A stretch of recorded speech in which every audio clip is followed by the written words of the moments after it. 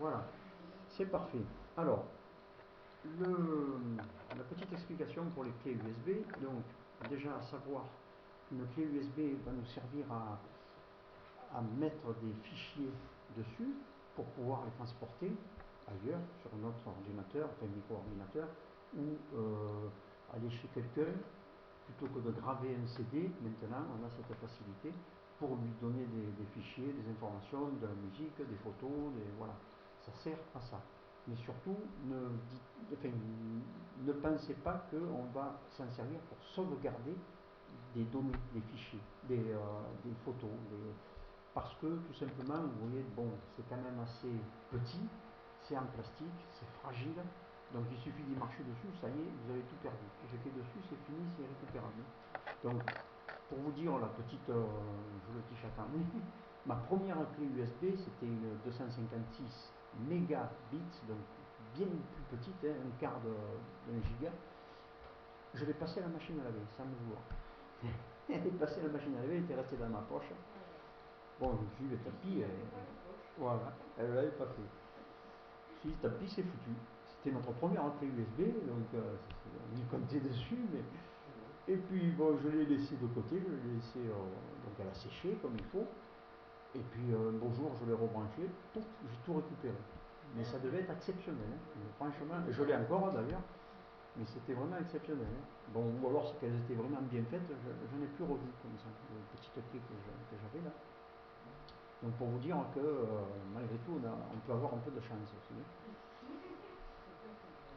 Cela dit, donc, pour insérer une clé, alors que ce soit sur une tour ou sur un micro-ordinateur portable, vous avez des petites prises femelles qui sont soit autour de votre portable, alors ça peut être de côté, ça peut être derrière, ça dépend, qui ressemble, bon, évidemment à la prise de la clé USB, oui, c'est mâle-femelle, voilà, et elles ont un sens pour les insérer.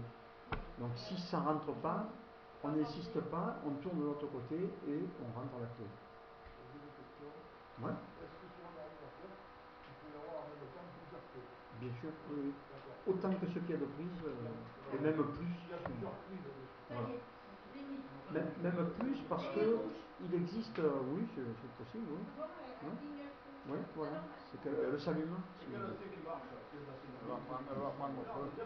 Ah, ben après, ça dépend. En fait, on va le voir, on branche une clé, elle se connecte, c'est pour ça qu'elle clignote, et après, ça nous ouvre une petite fenêtre qui est l'exécution automatique de Windows. Voilà. Et à partir de là, on ouvre la fenêtre de la clé. Donc si on la laisse ouverte, on peut la laisser en barre de tâches, en veille, tant qu'on veut. Pas un souci. Tant qu'on en a besoin, en fait. Après, une fois qu'on l'a refermé, bon, ben, on l'enlève, puis voilà. Donc, ce qui se passe, une fois qu'on connecte donc cette clé, alors je l'insère dans, voilà, la prise, hop, et j'attends. J'attends l'affichage de ma petite fenêtre, voilà, l'exécution automatique. Vous voyez, c'est marqué en haut là. En principe, vous avez cette fenêtre qui apparaît.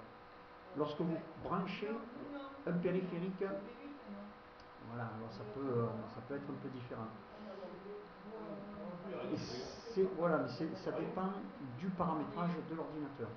Il faut aller dans les paramètres, dans un certain paramètre, et lui dire d'aller faire cette exécution automatique, en fait. Donc là, ce qui se passe, voilà ce qu'on a. Vous voyez, on a un choix. C'est pas grave, je vous expliquerai comment aller voir votre clé, hein, de toute façon, hein, si vous n'avez pas cette fenêtre. Hein. Donc là, à partir du moment où on a cette fenêtre d'ouverte, c'est la moyenne, hein, je veux dire, en général, en règle générale, on a cette fenêtre qui s'ouvre. On va chercher, avec cet ascenseur-là, donc si ça n'y est pas dans le choix qu'il nous propose, on descend et on voit ici, puisque c'est une clé, ouvrir le dossier, c'est-à-dire ouvrir la clé. Donc on clique sur ouvrir le dossier. Et là, voilà, là vous voyez, vous avez la fenêtre qui correspond à ma clé. Vous voyez, je suis bien sur mon ordinateur et c'est Kingston, c'est la marque de la clé. Donc c'est bien la clé qui est connectée et c'est bien la fenêtre de ma clé. Tout ce qui est à l'intérieur de ma clé est ici. Vous voyez, voilà. Donc ça, bon, jusqu'à présent c'est bon. Mais je vous ferai voir comment on va aller le chercher. Oui, oui, oui, c'est normal. Une clé neuve qui n'est jamais utilisée, c'est normal. Voilà. Donc, maintenant, pour ceux qui n'ont pas cette petite fenêtre, voilà. Donc, ils se retrouvent ma clé branchée, connectée, et j'ai rien qui se passe. Donc, il nous faut aller, pour 7, il nous faut aller chercher sur démarrer ordinateur.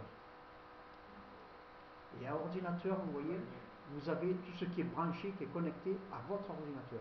Autrement dit, s'il a reconnu le branchement, s'il a vu que j'avais branché quelque chose, il reconnaîtra, il affichera.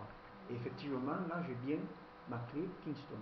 Alors ensuite, pour l'ouvrir, il suffit de faire un clic droit dessus et ouvrir, tout simplement. Et voilà, et je retrouve ma fenêtre de ma clé.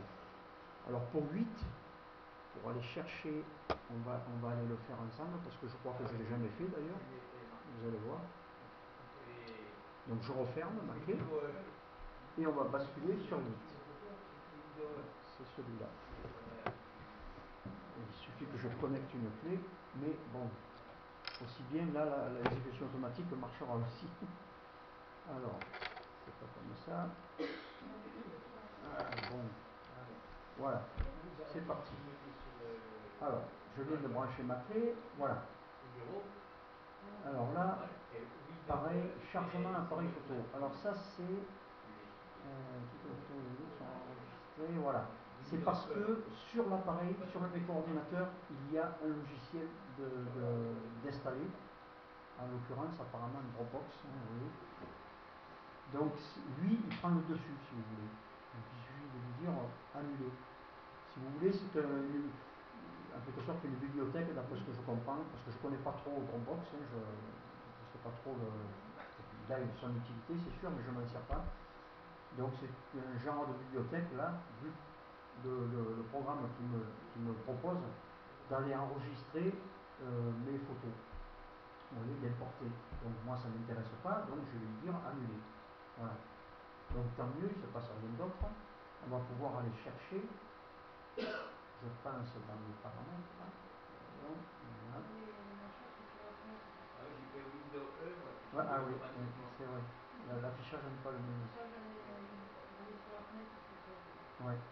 Oui, parce que voilà, exactement. C'est ce qu'on peut faire encore plus simplement. Voilà, avec votre raccourci Windows E, vous avez automatiquement votre explorateur qui s'ouvre. Vous vous rappelez? Et dans l'explorateur, forcément, vous trouverez votre clé. Là, vous voyez, elle est là. Faites Windows E au clavier. Au clavier. Windows E.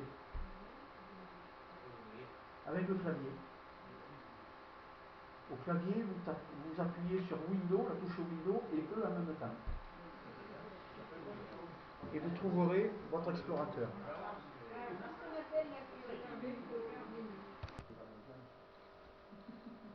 Voilà. Là, j'ai dû repartir. Voilà. Bon. Alors, maintenant, effectivement, là, j'ai fermé ma clé. Donc, je n'en ai plus en visu sur mon bureau. Donc, moi, pour aller la chercher, deux solutions. Ou c'est pareil, je peux aller par l'explorateur si je veux, ou par ordinateur, puisque c'est un set, soit ici, et je la trouve ici, soit donc pareillement sur ma bibliothèque, donc l'explorateur Windows E pour 8, pour les systèmes 8, et ma bibliothèque pour le 7. Et là, dans mon arborescence, là, de mon explorateur, je trouve ma clé. Je la sélectionne et j'affiche tout ce qui est à l'intérieur. Vous voyez? Voilà. Donc, c'est à partir de là, après, que on en avait un peu discuté. Vous vous rappelez les fameux trois boutons, là, fermer, réduire en barre de tâches, donc en veille, et passer au niveau inférieur. Donc réduire ma fenêtre de façon à pouvoir travailler sur deux fenêtres. Pour ceux qui veulent faire du rangement, par exemple, vous avez des fichiers sur votre clé que vous voulez mettre dans un dossier ailleurs. Donc rouvrir une fenêtre du fameux dossier. Admettons que voilà, je veuille le mettre Parce que ce qu'il y a, voilà, à IPT par exemple, voilà, j'ouvre mon dossier à IPT et là j'ai plus qu'à faire des glissés-déplacés pour copier ou enlever certains. Si je veux carrément couper, clic droit, couper pour l'enlever directement de ma clé et le mettre dans le dossier que j'ai choisi de stocker. Voilà. Vous voyez, c'est l'intérêt de pouvoir travailler sur deux fenêtres à taille réduite, donc par les fameux petits boutons ici, agrandir ou réduire suivant la position que vous êtes. Là, si je le mets voilà, en taille normale, plein écran, et je réduis au niveau inférieur pour retrouver la fenêtre. Pour vous rappeler, vous savez que vous avez les barres de titre ici. Les barres de titre sont très importantes, elles vous disent où vous êtes. Là, je suis bien sur ma clé. Vous voyez, c'est bien marqué Kingston. Là, je suis bien sur le dossier que j'ai ouvert séparément. Donc, AIPT. Voilà.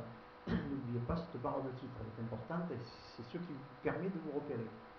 Autant que dans votre explorateur ici, puisque voilà, si on veut de mon explorateur, si je veux développer ici, retrouver par exemple mon fameux dossier ici, là, Bruno Séance 3, je sais qu'il est dans mes documents, hop, et je le retrouverai là-dedans.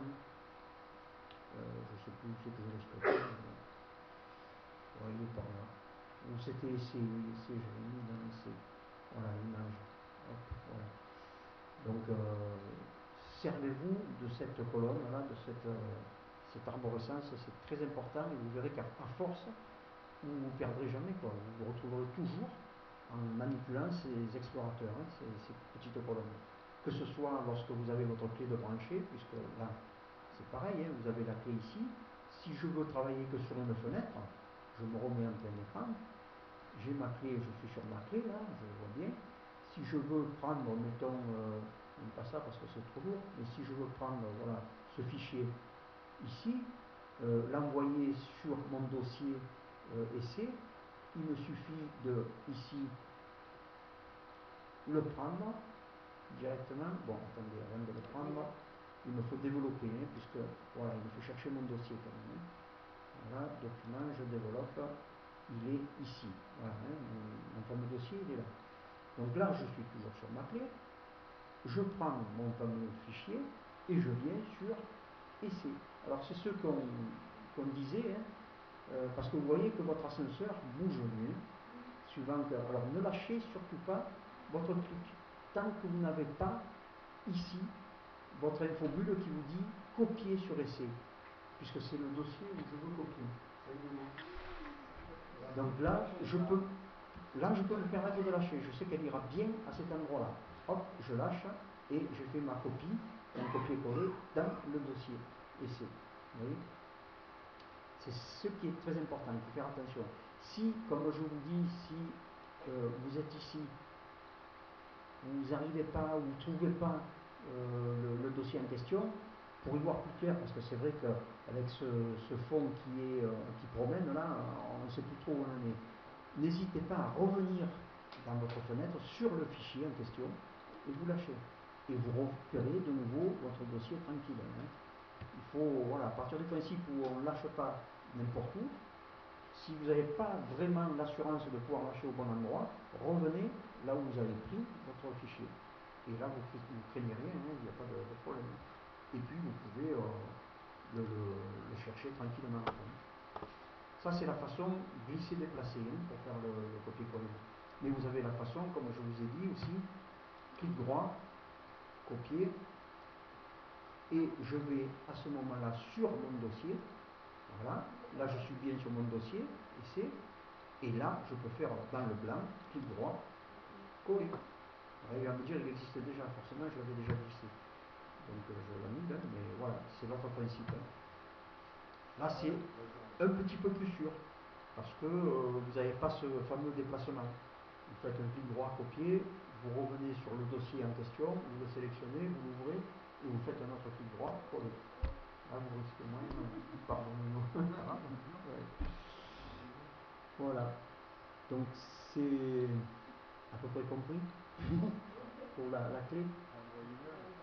Oui, il y a un envoyé vert, mais je crois que ça ne fait pas vraiment ce qu'on veut. Voilà, l'estimateur. caractère, bon, c'est pour la messagerie, mais il faut être chez soi pour pouvoir le faire. Oui, si on veut envoyer vers la clé, oui, bien sûr. Ouais. Voilà. Puis voilà, il y a une tonne de choix aussi qui permettent d'envoyer vers, si on veut utiliser la fonction envoyer vers, ça correspond à ça. Oui, oui, c'est sûr. Donc là, lui, je vais le supprimer parce que j'en ai pas besoin ici. Hop là. Voilà. Donc, maintenant, la deuxième phase et la dernière pour la clé, lorsque j'ai fermé, alors je vais la rouvrir, hein. Vous allez voir, elle est ici, hop, voilà, je suis sur ma clé. Je vais donc, j'ai fini de travailler dessus, de récupérer ou de prendre le fichier en question. Je ferme donc la fenêtre. Et, très important, de préférence, il vaut mieux la débrancher virtuellement, cette clé. Parce que vous avez des petits composants électroniques à l'intérieur.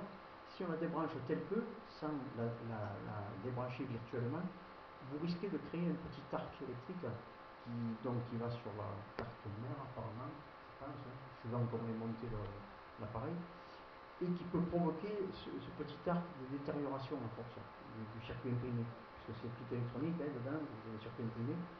Donc c'est pour ça qu'on conseille de débrancher virtuellement la clé. Et pour débrancher, vous avez ce petit signe là, ce petit logo ici en barre de notification, là en bas, qui représente une prise USB avec une petite coche blanche dans un fond vert. Vous cliquez là-dessus. Alors ceux qui ne l'ont pas, ils peuvent avoir un petit triangle. C'est des icônes cachées. Un petit triangle qui se trouve à côté. Vous cliquez sur ce petit triangle et vous trouverez votre cible. Ouais, c'est ça. Ouais. Vous cliquez dessus et hop, vous ouvrez tout ce qui est caché et là-dedans vous trouverez votre petite icône correspondant à la clé. Et lorsque vous avez... Voilà. Voilà. Et lorsque vous avez cliqué sur ce petit logo, voilà, vous cliquez sur éjecter. Éjecter, ça veut dire débrancher virtuellement, hein, en quelque sorte. Hop, voilà. Et vous avez derrière cette infobulle qui vous dit le matériel peut être retiré en toute sécurité. Donc là, vous pouvez retirer votre clé. Voilà. C'est la façon correcte de débrancher une clé. Voilà.